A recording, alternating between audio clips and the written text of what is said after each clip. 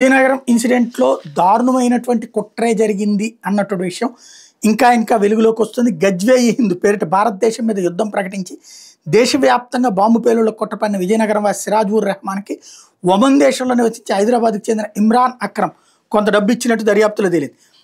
పేలుడు పదార్థాల ఖర్చుల కోసం మరో వ్యక్తి ద్వారా ఈ డబ్బు పంపించినట్టు వెల్లడైంది. అవసరమైతే ఇంకా నిధులు ఇస్తానని కూడా సిరాజ్కి ఇమ్రాన్ అక్రమ్ భరోసా ఇచ్చినట్టు వెలుగు చూసింది.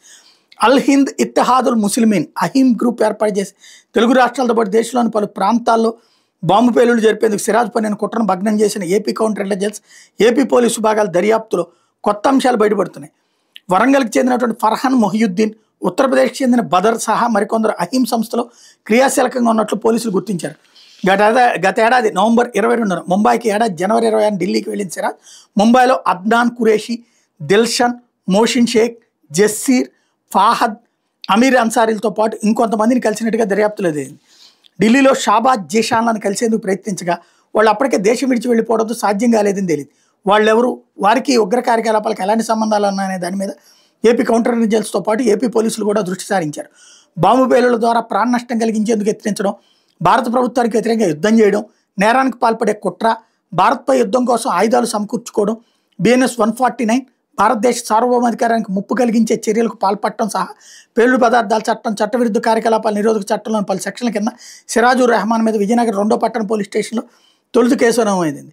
అతనితో పాటు సికింద్రాబాద్లో బోయిగూడకు చెందిన సయ్యద్ సమీర్ నిందితుడిగా గుర్తించి అరెస్ట్ చేశారు. వీళ్ళిద్దరిని వారం రోజుల పాటు కస్టడీకి తీసుకుని ఏపీ కౌంటర్ ఇంటెలిజెన్స్ అధికారులు, ఏపీ పోలీసులతో పాటు NIA అధికారులు ప్రశ్నించారు. విచారణలో వెలుగు చూసిన అంశాల నేపథ్యంలో కేసు విస్తృత తీవ్ర దృష్ట్యా పూర్తిగా కేసు దర్యాప్తుని తామే చేయాలని NIA నిర్ణయించింది. సిరాజ్ రెహమాన్ కేసు జాతీయ దర్యాప్తు సంస్థ చేతుల్లోకి వెళ్ళబోతోంది. అతను ఉగ్ర కార్యకలాపాలకు పాల్పడుతున్న దర్యాప్తులో వెల్లడవడం, ఈ కుట్ర మూలాలు దేశ విదేశాలు విస్తరించి ఉండటంతో కేసు దర్యాప్తు చేపట్టాలని NIA నిర్ణయించింది. విజయనగరం 2వ పట్టణ పోలీస్ స్టేషన్లో గత నెల 16 నమోదైన FIR ఆధారంగా NIA ఈ కేసును రిజిస్టర్ చేసి దర్యాప్తు చేపట్టబోతుంది. 4-5 రోజులు ఈ ప్రక్రియ మొదలు కాబోతుంది. సిరాజ్ను వెనకుండా నడిపించిన విదేశీ హ్యాండ్లర్లను గుర్తించడం, దేశవ్యాప్తంగా ఉన్న స్లీపర్ సెల్స్ పట్టుకోవడం, ఈ ఉగ్ర కుట్ర మూలాలను ఛేదించే దిశగా NIA దర్యాప్తు చేయబోతోంది. ఏపీ పోలీసులు చేస్తున్న విచారణలో ఇప్పటికే NIA పాల్పంచుకుంటుంది. కేసు రిజిస్టర్ చేశాక పూర్తిగా NIA దర్యాప్తు చేయబోతోంది.